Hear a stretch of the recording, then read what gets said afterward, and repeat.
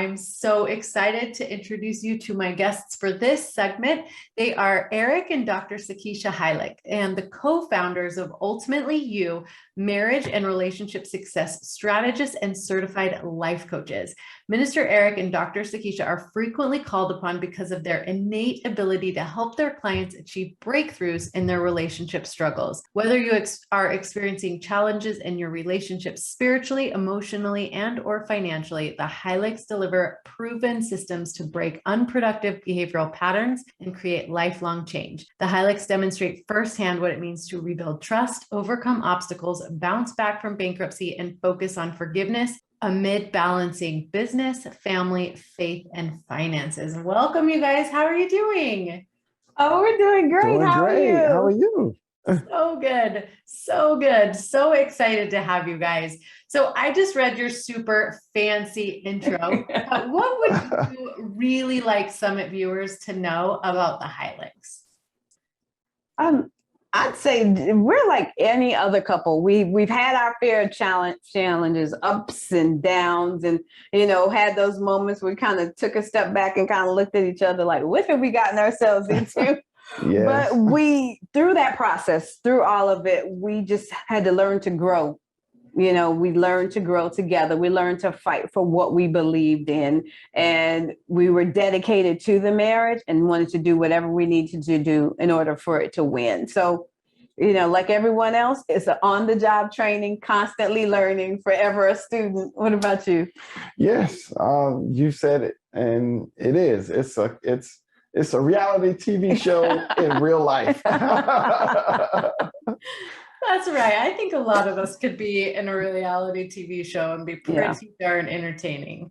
Well, that's amazing. For the time we have together, I want to talk about financial intimacy because I think this is like you guys offer insight that maybe other people don't. So let's start by having you share your 5 secrets to building financial intimacy.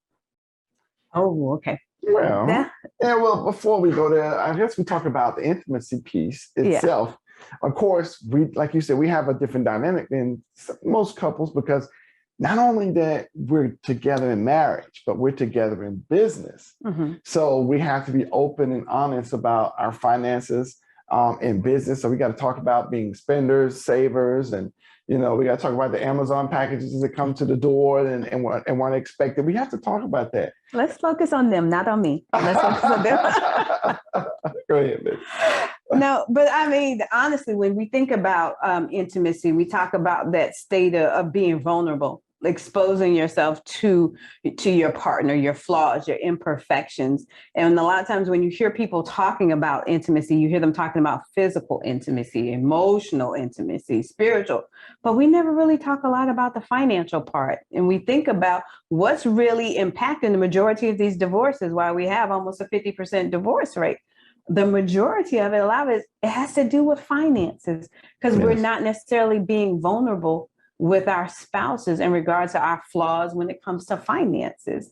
And those are some of those conversations that we want to continue to encourage couples to have. Just not only do we connect emotionally and physically, but financially, because we need a roof over our head. We need food on our table. We need clothes on our back. We got to pay to put our kids through college. Right. But if we know we need those things, why are we avoiding some of those conversations?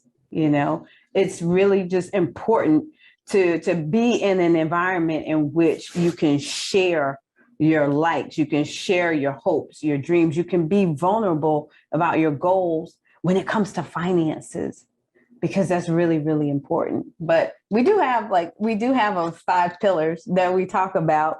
And for me, anybody that knows me, I like to have my acronyms in order to help me remember things. Because when you go through those moments with your spouse, those challenges, and you're like, oh my gosh, it's those acronyms that pop into your mind. You're like, okay, let me focus. Let me remember this. And that's what we have to do sometimes. You got to be intentional. Right. And what better way to talk about financial intimacy than the word money? Yeah. Money. That's our acronym. That's our 5 pillars for financial intimacy. And I'm sure a lot of people are wondering, like, wait, just what in the heck are you guys talking about? But we broke it down into the acronym MONEY, MONEY. And that first pillar Like the first one, the M stands for money management system. How do you guys connect? How vulnerable are you in terms of how you manage money? Who's the spender? Who's the saver? Who's the one that plans for the future? Do you deal with putting everything, the cash in the envelope for the bills? Do you have it where some people want to automate everything, set it and forget it? Find out how the two of you operate, what money management system works best for you. Because when you think about when you're dating, you think about the physical aspect. What works best for me? What management style do you need to handle me physically as a woman and him as a man? The same thing emotionally. Right. So we got to do the same thing, find out what works best for us financially as well. So that's the M. Now the next one is O, as in money. Yeah. Open up. Yeah. Stop normalizing secrecy. Yeah. Too often in marriages today, we find that it's become the norm to have those Amazon packages coming to the door and hiding the receipt from your partner. Now, when you're vulnerable and you expose that side of yourself to your partner, but you still can't open up, you're still hiding things. You have those secret accounts that your spouse doesn't know about, those lines of credits, those past due bills that can ultimately impact them. We've got to learn to start opening up about them. Stop normalizing hiding things. And I'll be the first to raise my hand. Quarantine hit, Amazon was my best friend. Now, what this causes? A lack of trust. Yeah. And so that trust factor goes down, down, down. When you say, wait a minute, I didn't know you had that account. I didn't know you have Bath and Body Works on auto pay. So, you didn't tell me about that. Yeah. So it is always very important. Yeah. But the next one is N. It's necessary. Check in. Yeah. Right? You got to do those necessary check-ins with one another, because who you are in your relationship at year 1 is different from who you are year 5, who you are year 10 and 15. You got to keep doing those check-ins to see where you are, because your thought patterns and your mindset, we should constantly be growing and learning and expanding. So our desires may change. I may have created that fund to save for a boat, and years in, I'm like, you know what? I don't want that anymore. Mm-hmm. What can we do? How can we reallocate those funds? But you won't know that your spouse's desires have changed, be it physically or emotionally or financially, unless you do the necessary check-ins. So that's like that third pillar. And then you have the E in money. Exploring. Yeah. Likes, dislikes. Yeah. Pain points. Think about it. When we deal with our spouses, we have this assignment we give them, and it's like an exploration process. You explore what they like from the top of the head to the soles of their feet, when you're creating that intimacy setting. But you got to do the same thing when it comes to your finances. You got to explore, what are their likes when it comes to finances? Is it, hey, we got to be able to pay for everything or nothing? You have some people that may have been raised with beliefs. They don't believe in credit cards. They're constantly saving. Each person's experience and thought pattern is going to be different. So you've got to continue to explore and find out what's working well for your family, because needs change. Yes. Yeah. And now what you have as a wall is that growing up, in your household, your parents didn't necessarily talk about finances. So that was kind of a hidden subject. You didn't know how much your parents made. You didn't know how much they paid for the house. You didn't know how to get a mortgage. You didn't know how, to get a car. You didn't know about credit. These things you didn't understand. You didn't know growing up. Right? Yeah. So you just find out explore what those points are when you're in a relationship. What are those things that can impact you financially that they may not have had it privy to when they were younger, but it's going to impact you now that you're a mom, now that you're a dad, now that you're married or dating. So now we come to the Y in money. And the Y stands for yours, mine, ours. Yeah. Sometimes we get stuck into mine. Yeah. And that's yours.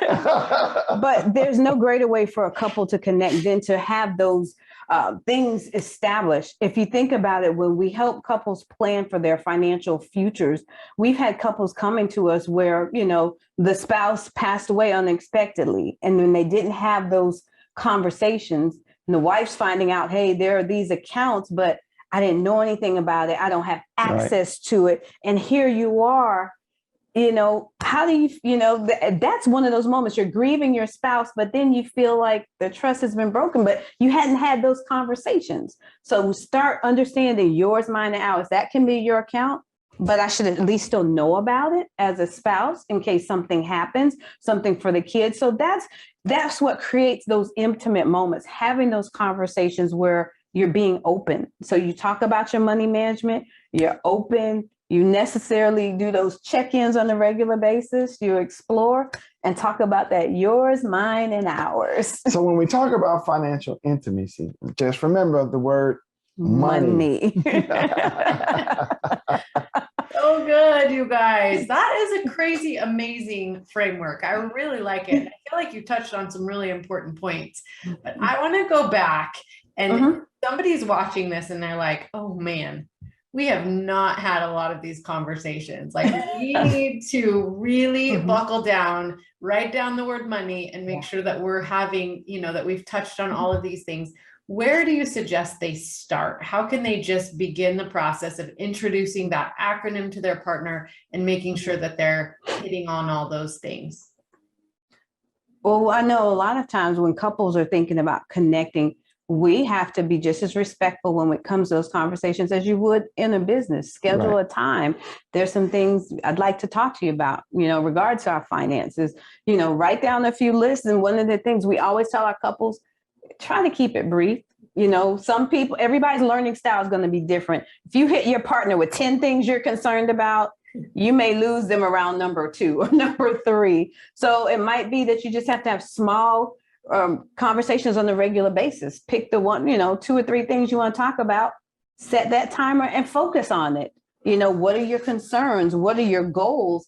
And find out the same for them. But make sure when we're coming in that it's an atmosphere in which you're open, you're ready to receive and hear what they have to say, even if the two of you don't agree or don't see eye to eye, but just try to understand their perspective so you guys can work together and come up with a solution for how it will impact your relationship and how you can address it going forward. So also, what we do with a lot of our clients is we do a financial needs analysis. Yeah. And that means really getting pen and paper. But of course, we have it all outlined. And that's where we talk about everything that we have financially. Talk about the income and the outcome, your expenses. We talk about the mortgage, the car notes, the credit card debt, and then what insurance policies we have, what types of insurance policies we have. So you kind of know where do we stand financially. What's your net worth? If you got more outgoing than coming income, so your net worth may not be very high. So and what's your goal net worth? Right. Talk about goals. If you have children, ones that are going to college, you talk about your immediate, do you have a oops account, or an emergency fund, retirement goals, vacation goals, house goals. So those things that we have to really sit down with those accounts, and be open about. Yeah, I think that's really good advice. I think some of your letters like explore, like just learning that your spouse's background and, how they kind of experienced money growing up and things like that are conversations we can just always be having as like part of our just, because, I think it's really easy to think like, we've been married 15, 20 years. I know everything about them, but have you actually really talked about, why are you such a cheapskate? Like, or,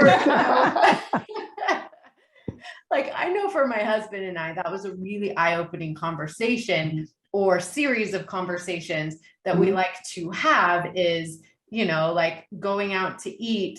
For me and my family growing up was a lot different than going out to eat in his family and, where we spend money and how we kind of show our kids, like what's important to us. Like, I know just recently I have an 18-year-old, he's a senior, and my husband and I had never had the conversation of, are we going to help our kids pay for college? Like we have those accounts, but like, he's like, well, we're gonna, if our kids go to these certain schools, we'll help them, but not if they go to other schools. I'm like, wait, what? Like, why have we not had this conversation? So I think there's always exploring that can be happening, but then some of those other ones means like you need to be prepared to come with, papers and accounts and things like that to sit down and really dig into some of those real numbers.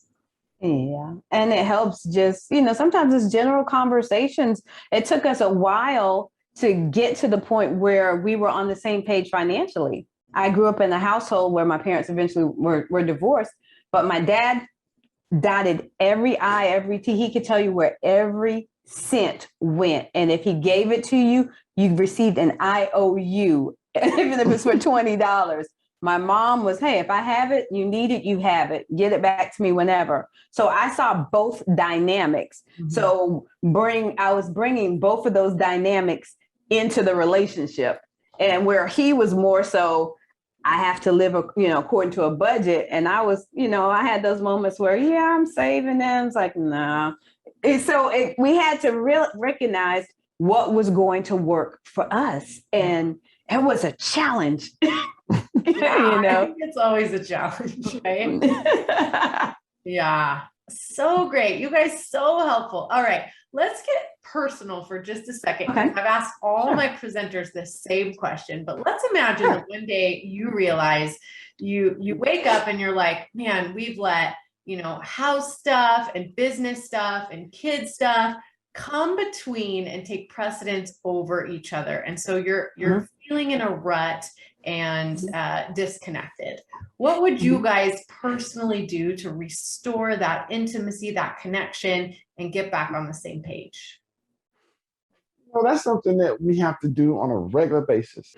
We have to sit down and be open and honest, and we have to be transparent. We have to really, suck in, take away the egos, and become open to the point where it can be embarrassing. Say, you know what? Just be real. I don't know how to do that. I don't know how to budget this, or I don't know how to plan this correctly. For me, it's like we did for our anniversary. This year, we didn't make any specific plans. We just woke up that morning. It's like, you know what? We need to get away. We jumped in the car, drove, an hour and a half, 2 hours away to Clearwater, and just had a good time. Learn to get back to the basics of speaking each other's love language. For him, he likes quality time. So uninterrupted, told the kids, hey, we're gone. No, we won't be back anytime soon. Here's money for food. You'll be okay. But we had to learn to establish those boundaries and recognize, as much as we love our business, we love our family, and we love our kids, it's still got to be, at the end of the day, they're going to leave home. And it's going to be the two of us. And we don't want to be looking across the table at a stranger. Right. So get back to being us. Well, that's what we used to do when we were dating. Go somewhere for a couple hours, disappear, go to a beach, go have dinner, and just enjoy yourselves. We live here in Orlando. Sometimes we just go to Disney and play tourists, Oh, yeah. Staycations. Yeah. But that's what we did for our anniversary, because I was like, okay, babe, I really don't know what to do on this anniversary, because it was, we had so much going on. And she was like, I said, what do you want to do? And she's like, I said, you want to go to a beach? She's like, yeah, let's go to a beach. So we just jumped in the car and headed west. Yeah. And then when I got over there, I called a good friend of mine, hey, where's the beach? He's like, you want to go to the beach or you want to go to the boardwalk? So we ended up going to the boardwalk in Clearwater, and it was beautiful. Yeah. I mean, we literally just, when we got there, we parked in the parking garage. We went down to the bottom. We was like, okay, let's grab something to eat. And there was a pizza place there. We just ate at a pizza place, ordered 2 big slices of pizza, sat there, ate, talked, came out, started walking on the beach, right?